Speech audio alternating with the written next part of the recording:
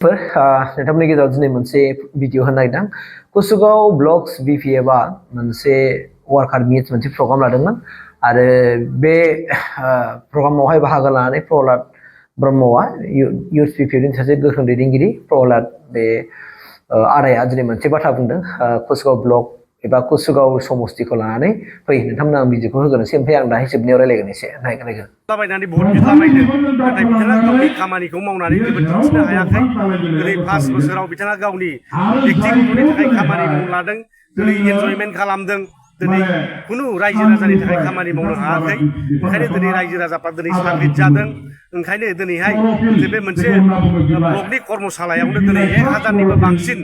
जिहेतु रायजो राजाफोर जोंनि कर्मिफ्रा फैदों बिनिफ्रायनो बुजिनो हायो फैबाय थानाय बिसायख'थियाव उकिल मुसाहारिया गोबांथार भट जेनगोन खमैबो 5000 भटनि बेब'धानाव उकिल मुसाहारिया जेनगोन बेनो जे दानि सोलिबाय थानाय जे इउपिपिएल सरकार बिथांमोना रायजो राजाखौ थगायजोब्बाय कुसुगावबासिखौ थगायजोब्बाय दिनै बिथांमोना कुसुगाव जेबो लाबोना होफैनो हायाखै मोनसे जेबो इनस्टिटिउसन गैया कुसुगावआव उकिल मुसाहारिया जे होफैनो हादों इउपिपिएल सरकारा जे होफैनो हादों आरो नोंथांमोननि गसाइगावआव दिनैहाय बिटिआर सुक्तिनि दारै फैनाय जे माखासे अर्गानिक इउनिभार्सिटि माबा माबिफोर दंबायबायोमोन दिनै बेफोरखौबो खालामनो हायाखै गसाइगाव हिसाबै जेबो मोनाखै गतिके रायजो राजाफ्रा दिनै खुद्रिदों बिथांमोननि थगायनायखौ सहायनो हाला थगायनायाबो सिमा थायो नाथाय बिथांमोना बे 5 बोसोराव दिनै 500 बार थगायबाय रायजो राजाफोरखौ ओंखायनो बिश्वास गैला दिनै बिथांमोना बिटिआर सुक्तिनि गेजेरजों जों बिटिसिखौ धंस' खालामबाय जोंनि रायजो राजाफोरखौ दिनै जे गथ' गथायनि भबिष्यत दंमोन जोंनि हा हुनि भबिष्यत दंमोन बेखौ गासिबो सेस खालामबाय बिथांमोना सेन्ट्रेल गभर्नमेन्टजोंबो थगायजादों आसाम गभर्नमेन्टजोंबो थगायजादों साफा नेताफोर बिथांमोना खारन दिनैहाय सेन्ट्रेल बाजेटआव थांनाय बाराव जितु बाजेट जाबाय जोङो बेवहाय 200 कोटि थाखा हैनांगौमोन बारायनोब्ला नाथाय 50 कोटिल' हरजाबाय आरो दिनै बिटिआर सुक्तिनि गेजेरजों 1500 कोटि थाखा फैनांगौ बेखौबो दिनै आसाम सरकारा दिनै माने हरनांगौ भारत सरकाराव हरनांगौ बे फैसाखौबो मोनाखिसै आरो डनार मिनिस्ट्रिया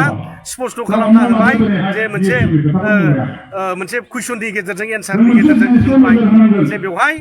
माने बिटिआर सरकारनिफ्राय जेबो मोनसे डिपिआर डिमान्ड होनो हायाखै बिनि थाखायनो बे 1500 कोटि थाखा हरनाय जायाखै थारमाने बिनिफ्राय बुजियो इउपिपिएलआव मोजां गोरों नेता गैया प्रमद बर'निफ्राय आराम्भ खालामनानै जेसेबां नेता दं बिथांमोनाव खुंथायनि गियान गैया ओंखायनो भारत सरकारा हरनांगौ रांखौ हराखै थगायजादों आरो बिटिआर सुक्तियाव लिरनाय सेन्ट्रेल इउनिभार्सिटि दिनै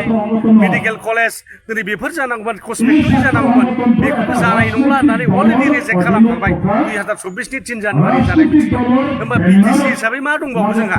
दा बिटिसिखौ बासायनो थाखाय आं रायजो राजाफोरखौ खावलायगोन बयखौबो कुसुगावबासिखौ खावलायगोन गसाइगावबासिखौ खावलायगोन जाहाथे बयबो गिद फैनानै बे थगायसुलाफोरनि हेंथायै जोङो जुजिनांगोन बे थगायसुला मानसिफोरखौ जोङो बे सासननि गादिनिफ्राय बोख्लायनानै मोजां दैदेनगिरि हाग्रामा महिलारि जाय बिथाङा 17 बोसोराव डेभेलप खालामनानै दिन्थिदों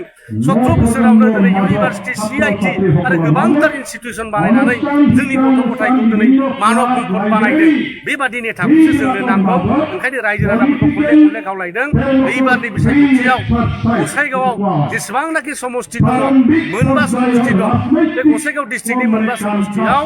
गासिबो बिसायख'थिफोरखौ भट होनानै जाहाथे देरहाहरनो हायो आरो हाग्रामा महिलाफोरखौ खामानि मावफिननो खाबु होयो जोंनि गथ' गथायनि बयखौबो जाहाथे मोजां खालामो बिनि थाखाय आं बयखौबो रायजो राजाखौ खावलायहरबाय नोंथांमोना नुखादों भिडिअखौ नङा होमबा प्रहलाद आदाया दिनै मा बाथ्रा बुंदों मानोना कुसुगाव ब्लक्स बिपिएफनिफ्राय बावहाय मोनसे वार्कार मिट जादोंमोन बिथांमोननि ब्लक्स पेरेन्टस इउथ्स BSU दा बेवहाय